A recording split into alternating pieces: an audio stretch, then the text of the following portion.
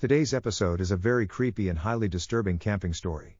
But before we get into that story, if you're a fan of the strange, dark, and mysterious delivered in story format, then you've come to the right place, because that's all we do, and we upload once a week.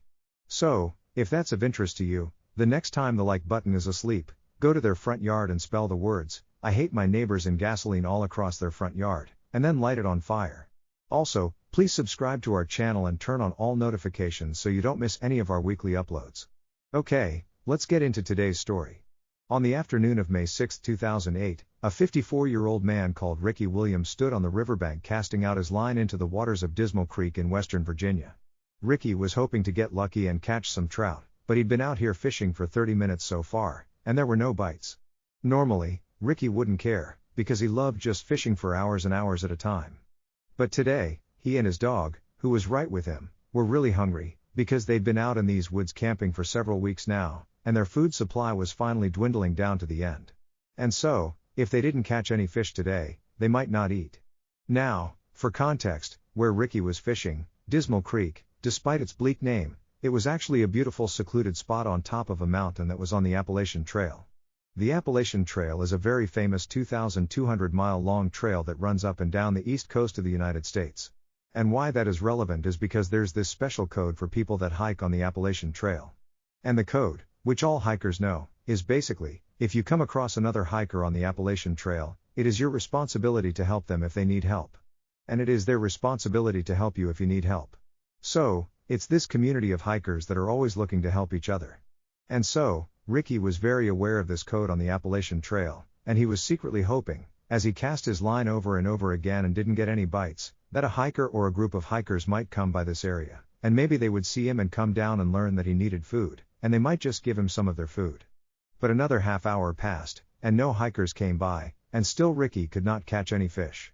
But then suddenly, Ricky's dog, who was right next to him, began to whine and kind of began shifting around like it was sensing a predator in the area or something. But as Ricky was trying to calm his dog down, he began to hear a voice in the woods right behind him. Somebody was moving towards him. And when Ricky heard this voice, on the one hand, he was pretty excited because maybe this is a hiker who can give him some food. But on the other hand, Ricky couldn't help but feel really uneasy.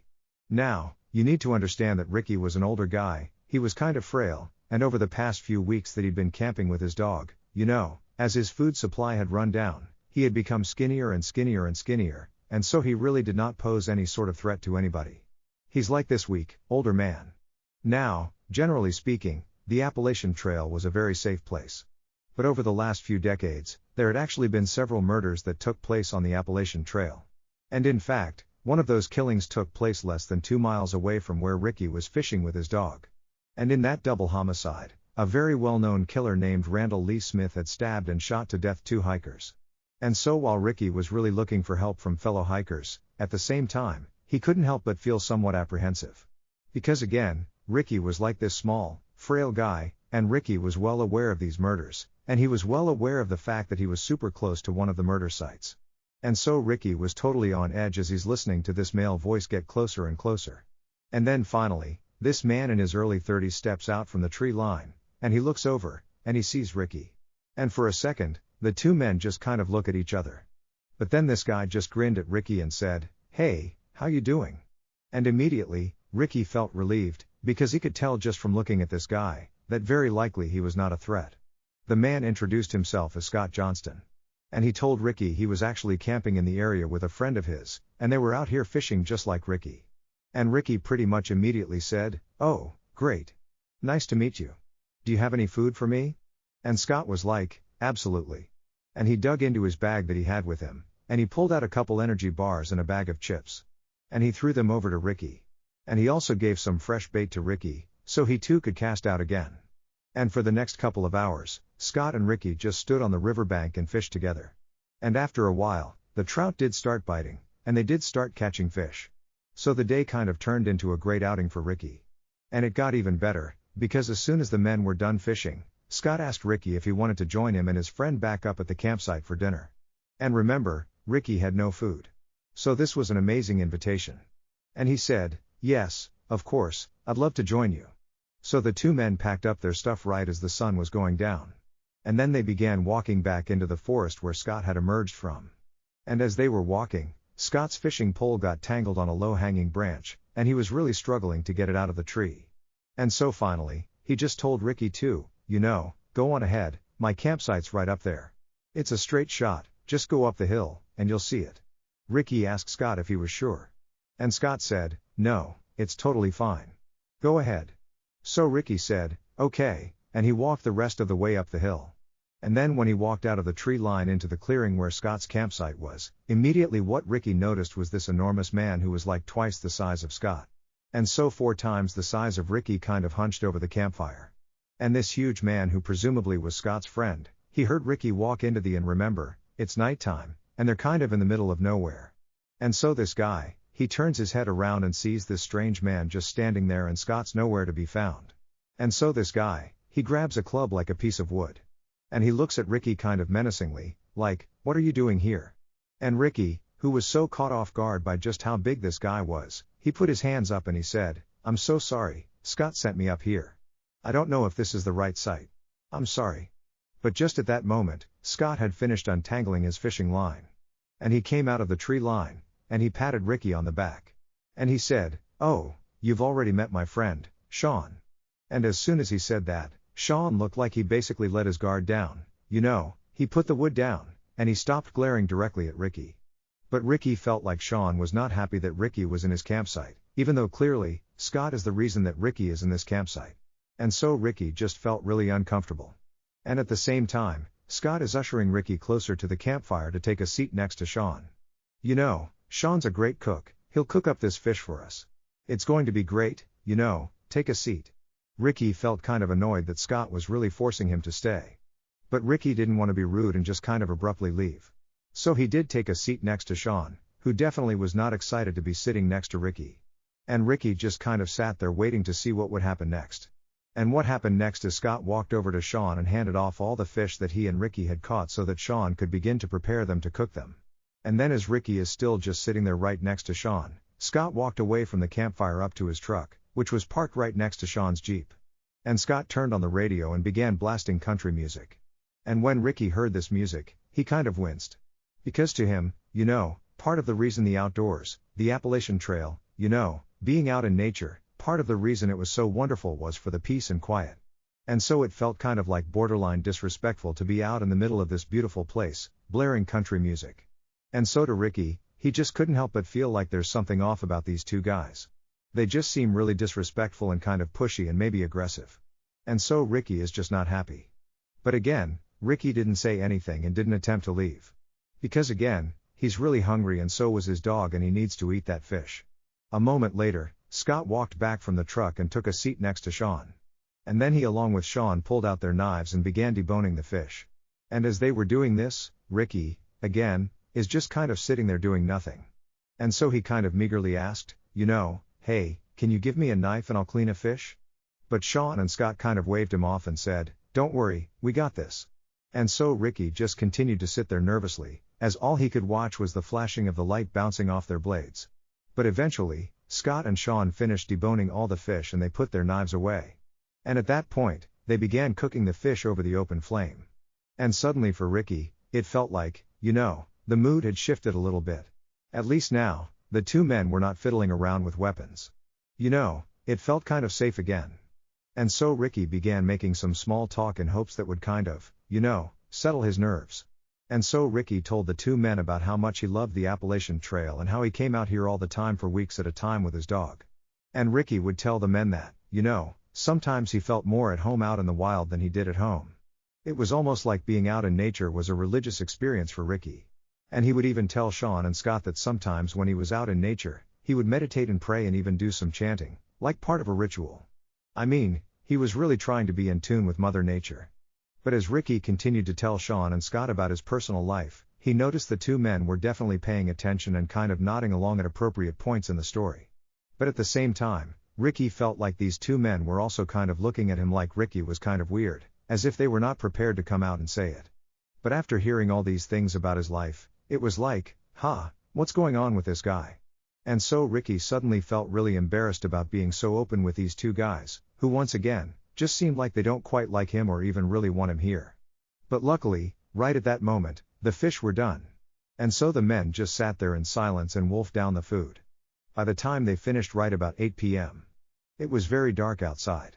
And Ricky at this point is just ready to go. You know, he just felt so uneasy here.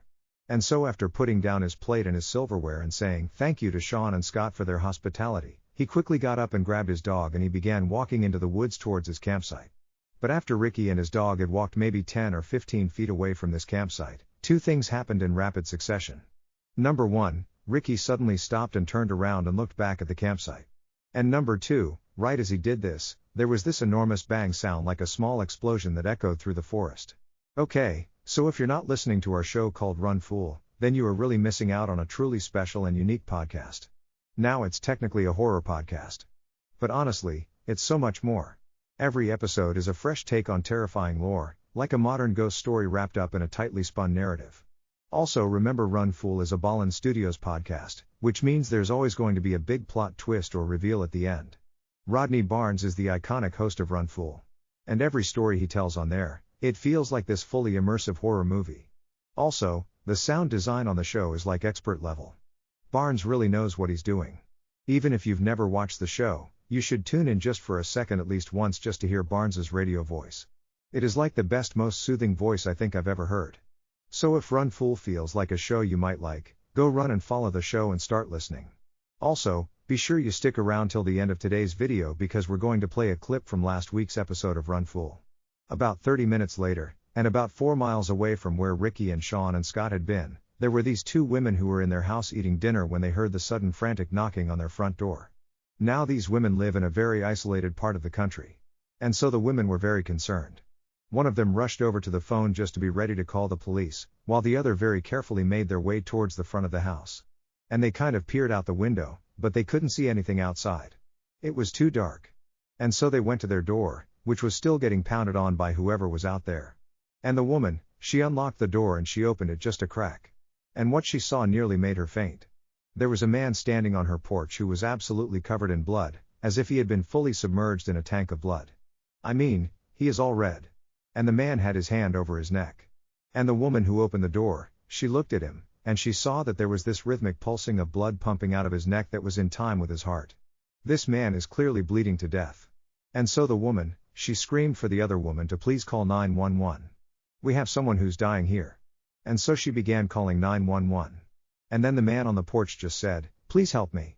And then he said something about Dismal Creek. And then he collapsed. And this was so shocking for the woman who had opened the door that she just stood there staring, having no idea what to do. But then she happened to look up and she noticed there was a Jeep that was idling out on the road in front of her house that she hadn't even registered until now. And so either this guy got dropped off or he drove that Jeep. But before she could even begin to understand what had just happened, an ambulance and a whole bunch of police cars came screaming up and parked in front of her house. And then the medics got out, they rushed up, and they grabbed the bleeding man, and they put him in the ambulance, and they rushed him off. Meanwhile, not far from the house, police officers were speeding towards Dismal Creek, because when the women called 911, they said, you know, this guy who's shown up on the porch bleeding said something about Dismal Creek, but they had no idea what it was about.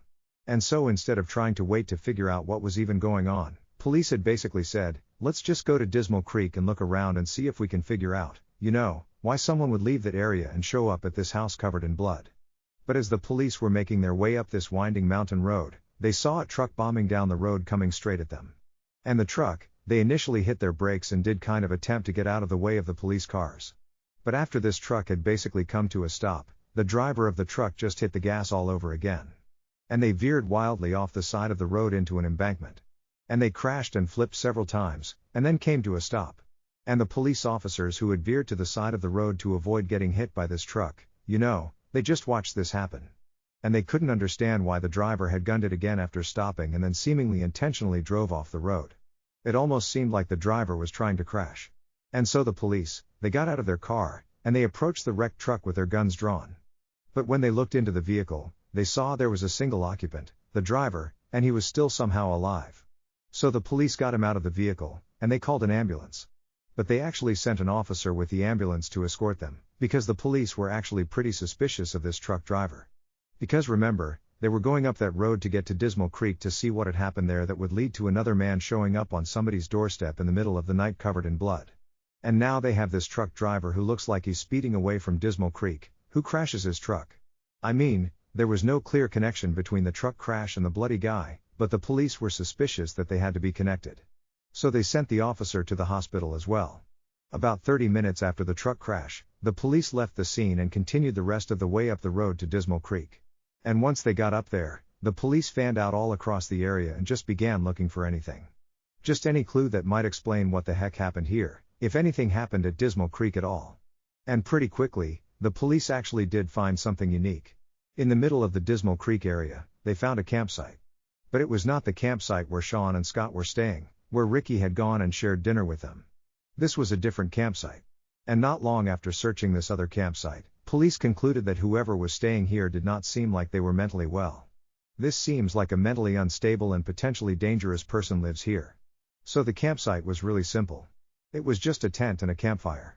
But when the police lifted up the flap and looked inside the tent, they found a collection of 30 knives along with a police scanner that basically picked up police radio chatter in the area. So you could listen to a scanner and basically know what the police were doing in your area. There were also all these weird piles of clothing. Some were for kids, some were for adults, some were for men, some were for women. There were piles of eyeglasses, and there were 8 pairs of women's underwear. And then also there was a map of the Appalachian Trail inside of this tent. And all over this map along the trail were all these spots that were circled, but there was no information about what these circles meant. However, one of the places that was circled was Dismal Creek. And then next to the map was a radio, and inside the radio was a cassette. And so the police just hit play, and immediately what they heard totally creeped them out. Because the tape sounded like some kind of satanic ritual. It was basically this one man's voice just kind of howling and chanting over and over again. But by far the most shocking thing that was found inside of that tent was a single piece of paper. And this piece of paper was a birth certificate. And the name on the birth certificate was a name that basically all police in this area knew. And in fact anybody living in or around the Appalachian Trail definitely would know this name. And the identity of this person, the name on the birth certificate, was the key to putting together all these seemingly disconnected events that had happened on this night. From the explosion when Ricky walked away from the fire, to the bloody man at the house, to the truck crash, they were all connected through this single person. A few hours earlier, after Ricky had gotten up and walked away from Sean and Scott's campsite, and then after barely making it onto the trail, he had turned around and there was that loud explosion. Well, at that point in the story, Ricky, who's now looking back at the campsite and looking at Sean and Scott, he can see that the two of them, they've heard the sound too. And they were now staring at each other with looks of absolute shock and terror on their faces. But then Ricky watched as Sean reached up and touched his face. And he put his hand out in front of his face and it was covered in red. And the reason for that was because Sean had just been shot in the face. Because that loud explosion was the sound of Ricky shooting his gun at Sean. And as Sean and Scott stood there staring at each other, in absolute disbelief, Ricky, who's still in the tree line, ran towards the fire and just kept on shooting. And so Sean at this point, as he sees Ricky coming into the campsite, he stands up and kind of staggers back and falls on the ground. But Scott, who's not hurt at this point, he just gets up and starts running away from the campsite. And Ricky turns his attention towards Scott. And he shoots at him and he hits him straight in the neck and also in the back. But somehow Scott just kept on running despite these horrible wounds. And so Ricky watched as Scott disappeared into the woods. And then Ricky turned back to Sean, who's laying on the ground and can't go anywhere. He's been shot in the face. And Ricky just casually raised his gun and shot Sean right in the chest. But amazingly, Sean, after getting shot the second time, it created what must have been the most extreme adrenaline rush ever. Because he jumped up to his feet and right in front of his attacker, he just turned and sprinted to his Jeep. He hopped inside, fired it up and just sped away as fast as he could. And when Sean flipped on his headlights and turned a corner after getting away from the campsite, he looked down the road and he actually saw his buddy, Scott, who had run away first, come tumbling out of the woods onto the road. And so Sean, who's gravely injured, drives over next to Scott and he stops the Jeep long enough for Scott to climb inside, and they shut the door and they speed their way towards the nearest help, which happened to be that house where those two women lived. And so it was Scott, who looked like he was drenched in blood, who knocked on the woman's door. Sean was down in the Jeep out on the road, but he was just too weak to get out and come up to the door as well. But when the ambulance and police arrived, they would find not only Scott up on the porch, but also Sean in the Jeep. And both men would be taken to the hospital via helicopter. And then as for the man who was driving the truck down the road away from Dismal Creek, who then crashed right in front of the police, well, the driver of that truck was Ricky Williams. However, that was not his real name. There was no Ricky Williams. That was the name he just used. His real name, which was on the birth certificate that police found in that other campsite inside of the tent, was Randall Lee Smith, the same infamous Randall Lee Smith who had murdered those two hikers not far from Dismal Creek. That double homicide had happened in 1981. And Randall was caught and convicted. But he was paroled 15 years later in 1996 for good behavior. And for 10 years after that, Randall lived with his mother and he wore this electronic bracelet. And he followed the rules. But by 2008, his electronic bracelet had came off. And even though Randall had attempted to continue living with his mother, it just wasn't tenable. He didn't have enough money. And so ultimately, he packed up his things, grabbed his dog and moved out onto the Appalachian Trail. And on May 6, 2008, when Sean and Scott arrived in Dismal Creek to go fishing, Randall was waiting. Nobody has any idea why Randall murdered those two hikers back in 1981 or why he targeted Sean and Scott in 2008. All we know is that Randall Lee Smith was very mentally unwell and very likely viewed the Appalachian Trail as like his sacred place. This is his home. This is the place he loves more than anything. And so maybe, he felt like Sean and Scott had somehow disrespected the Appalachian Trail and that was enough to attack them. Now, we know Sean and Scott did not do anything intentionally disrespectful to Randall because amazingly, Sean and Scott survived this attack. And they would say that when they saw Randall, they just felt bad for him. They thought he was like this alcoholic drifter who didn't have a home of his own. And so he was just living out in the woods on the Appalachian Trail. And so they didn't judge him. Instead, they really did just want to give him some food and spend some time with him and make him feel human again. That was and because Randall appeared to be this kind of small, older man, Sean and Scott, who were, very big and imposing, they didn't feel threatened by this guy. As for that bizarre other campsite that police found up around Dismal Creek, the one that contained all those knives and the birth certificate, well, obviously, that was Randall's campsite. And that weird cassette tape that they listened to that sounded like a satanic ritual, that was Randall going through his chants that he would do when he was out in the middle of nowhere. It was like his way of respecting Mother Nature and the Appalachian Trail. And then all those items that were found inside of his tent, the different clothes and the eyeglasses and the women's underwear, it's believed those could be Randall's other victims. However, when police pulled DNA samples from all of those items that were found inside of his tent, like the clothes and the underwear and the eyeglasses, well, those DNA samples did not match any of the missing people or murder victims in the police's database. And so that wasn't useful. And then also police went to all those places on that map that were circled. And with the exception of obviously Dismal Creek, they didn't find anything else at the other locations that suggested any violent event had happened there. So only Randall knows the truth, which means we will never know the truth. Because just 4 days after Randall was pulled out of that truck that he crashed, he died in police custody from a blood clot that formed as a result of the crash. And in those 4 days that Randall was in custody, he never gave up that there were any other victims. Today, Sean still has a bullet in his head and in his chest, and Scott still has big scarring on his neck and on his back. But both men have made a full recovery, relatively speaking, and they still go back to Dismal Creek all the time to go camping and fishing. As promised, here is a clip from last week's episode of our amazing podcast, Run Fool, hosted by the incredible, iconic storyteller, Rodney Barnes. Enjoy. The first guy that stood up was about 6 feet tall, with thinning hair he wore swept back from his forehead. He was dressed elegantly in a sweater and button-down, unusual enough in a sea of fleece jackets, and his eyes were hollowed in a skull. "You write a lot about monsters that the rest of us don't actually believe in," the guy said. "Reptiles, werewolves, murder goats, whatever." A chuckle rolled through the theater. "I'm wondering if you'd ever consider addressing the other kind of monster. The real kind," he went on. "The kind of monster that looks more like a man." I stared back, unnerved. I'd met far more of the human type of monster than I ever had the type with fur. But that's not what was giving me pause. Instead, it was the certainty that this guy had a story to tell. I was right about that, because his story, it would be one of the most frightening tales I'd ever heard. So, that's gonna do it. If you enjoyed today's story, be sure to check out our podcast, called the Mr. Ballin Podcast, where we literally have hundreds of stories that sound an awful lot like this one, but many of them are only on the podcast. Again, it's called the Mr. Ballin Podcast, and you can listen to it on Amazon Music, or wherever else you get your podcasts. Thank you so much. Until next time, see ya. Wait, don't go anywhere. If you're looking for more strange, dark, and mysterious videos, click here.